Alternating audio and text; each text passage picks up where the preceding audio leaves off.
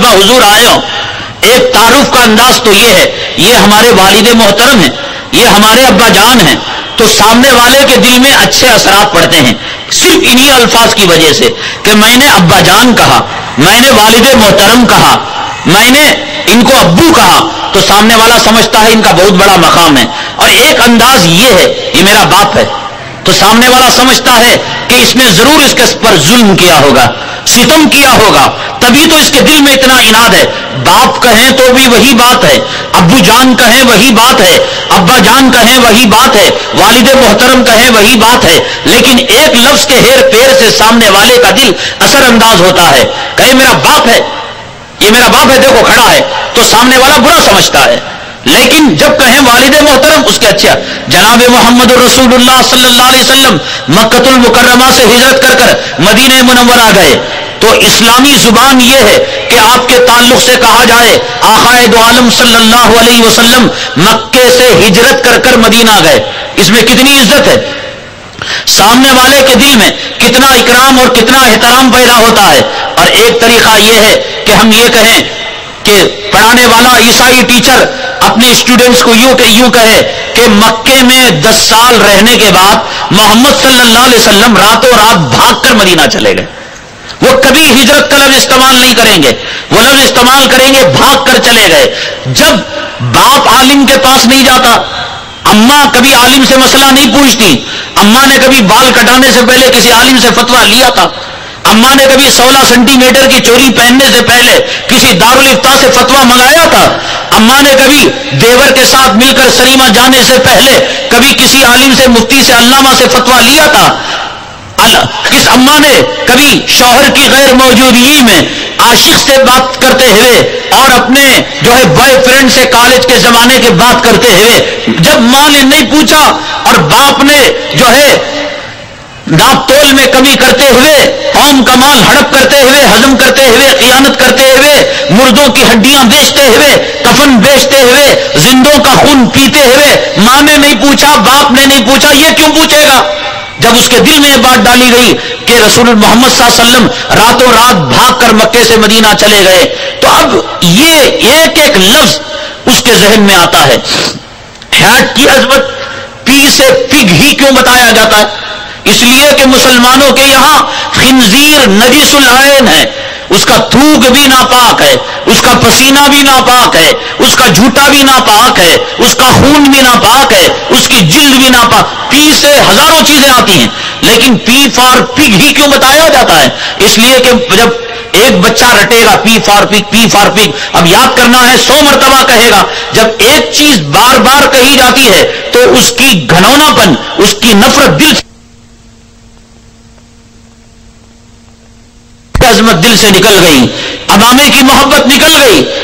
جان بوجھ کر اس قسم کا سبق پڑھایا جاتا ہے, اس قسم کا درس دیا جاتا ہے, نماز پر پابندی لگائی جاتی ہے, پاکی پر پابندی لگائی جاتی ہے, اور جمعہ پر پابندی لگائی جاتی ہے. یہ ایک سازش کا جال ہے.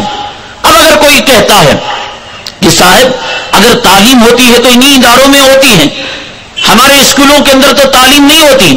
یہ ڈاکٹر ابوالکلام جو ہندوستان کے صدر ہیں, انہوں نے کیا کانوینٹ میں تعلیم پائی تھی؟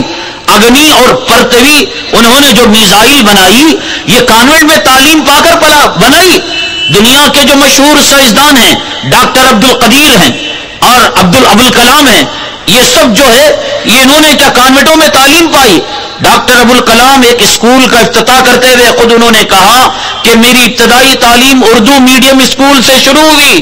کون کہتا ہے یہاں تعلیم نہیں ہوتی؟ اگر فرض کر لو کہ کانوینٹوں کے مقابلے میں تعلیم یہاں کم بھی ہوتی ہے, کانوینٹوں کے مقابلے میں یہاں ڈگریاں کم بھی ملتی ہیں, لیکن ایمان تو بچ جاتا ہے, پاکی تو بچ جاتی ہے, نماز تو مل جاتی ہے, حیا تو مل جاتی ہے, شرم تو مل جاتی ہے.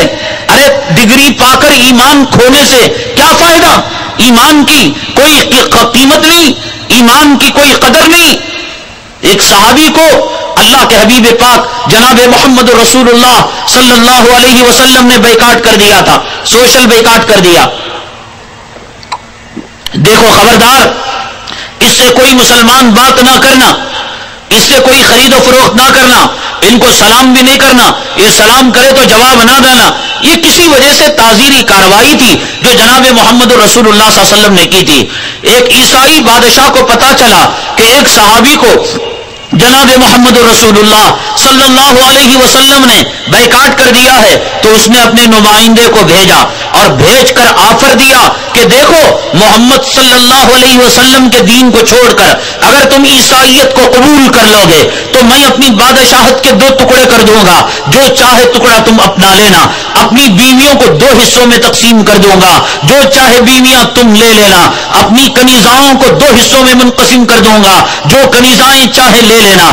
اپنی پراپرٹی کے 2 ٹکڑے کر دوں گا، جو پراپرٹی چاہے تم لے لینا. ایمان کی کیا قیمت ہوتی ہے آپ نے پہچانا نہیں.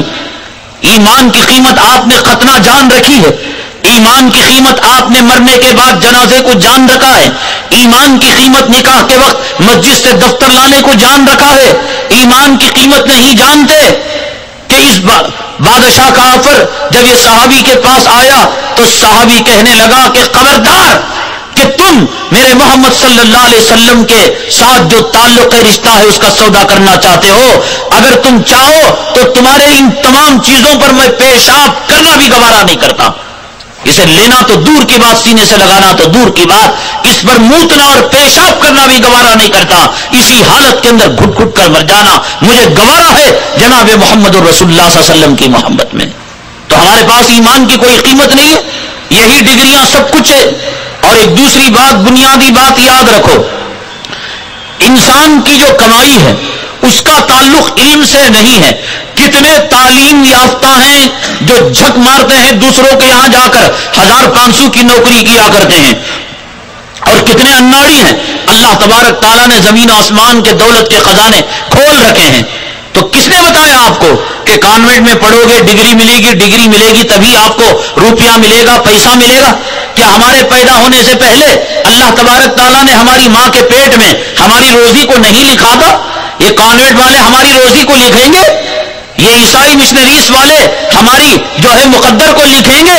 وَمَا مِن دَابَّةٍ فِي الْأَرْضِ إِلَّا عَلَى اللَّهِ رِزْقُهَا. زمین میں جتنے چوپائے ہیں اور جتنی مخلوق ہے روزی دینے والی ذات اللہ کی ہے. تو یہ آیت جھوٹی ہے. ان اللہ هو الرزاق ذو القوة المتین. اللہ وہی ہے جو روزی دینے والا ہے. یہ آیت جھوٹی ہے، کہہ دو کہ جھوٹی، کہ جب تک کانوینٹ میں نہیں پڑھیں گے ڈگری نہیں ملے گی، اور ڈگری نہیں ملے گی روپیہ نہیں ملے گا، اور روپیہ نہیں ملے گا ڈگری نہیں ملے گی، عزت نہیں ملے گی. ارے ایمان کھو کر، جنت کو کھو کر، اللہ کے عذاب کو مول کر، جہنم کے لہو اور پیپ کو مول کر، عرش کے سائے کو ٹکرا کر، حوض کوثر کے پانی کو ٹکرا کر، یہ جھوٹی ڈگریاں لے کر کیا کرو گے؟ زیادہ سے زیادہ کوئی لڑکی تسلیمہ نسرین بنے گی، زیادہ سے زیادہ کوئی لڑکا سلمان رشدی بنے گا، زیادہ سے زیادہ اس امت کا کوئی فرد شاہ رخ خان بنے گا، زیادہ سے زیادہ جسٹس ہدایت اللہ بنے گا. مرے گا رنڈیوں پر، مرے گا ان ناچنے گانے والوں پر. کیوں مرتے ہیں مسلمان؟ کیوں مرتے ہیں ان پر؟ علامہ انور شاہ کشمیری رحمت اللہ علیہ ساری زندگی قادیانیوں کو گالیاں دیا کرتے تھے، جو جھوٹے نبی پر ایمان لائے تھے، کانے نبی پر غلام احمد قادیانی لعنت اللہ علیہ کو ماننے والے تھے، ساری زندگی گالیاں دیا کرتے تھے. جب کبھی غلام احمد قادیانی کا نام لیتے کہتے ملعون لعنت اللہ علیہ مردود. ایک مرتبہ ایک شاگرد نے اور آپ کے ایک جو ہے قریبی رہنے والے نے آپ سے پوچھا، حضرت آپ شیخ الحدیث ہیں، بخاری پڑھانے والے ہیں، آپ کی داڑھی سفید ہو گئی اللہ والے، آپ کی زبان سے غلام احمد قادیانی کے بارے میں ایسے جملے زیبا نہیں دیتے، آپ گالیاں بکتے ہیں، ان کے تعلق سے زیبا نہیں دیتا کہ آپ ان کو گالیاں دے. علامہ انور شاہ کشمیری رحمت اللہ علیہ پہلے ہی چہرہ سرخ تھا، گورے تھے، کشمیر کے باشندے تھے، غصے کی وجہ سے چہرہ تمتما گیا اور چہرہ سرخ ہو گیا انار کے دانوں کی طرح. کیا کہتے ہو؟ اس جھوٹے نبی کو گالی نہ دوں، نبی کے مقابلے میں نبوت کا دعویٰ کرنے والے کو ملعون نہ کہوں، اور جو ہے مردود نہ کہوں، ابلیس نہ کہوں، شیطان نہ کہوں. اس کے بعد بڑی پتے کی بات کہی علامہ انور شاہ کشمیری رحمت اللہ علیہ. وہی بات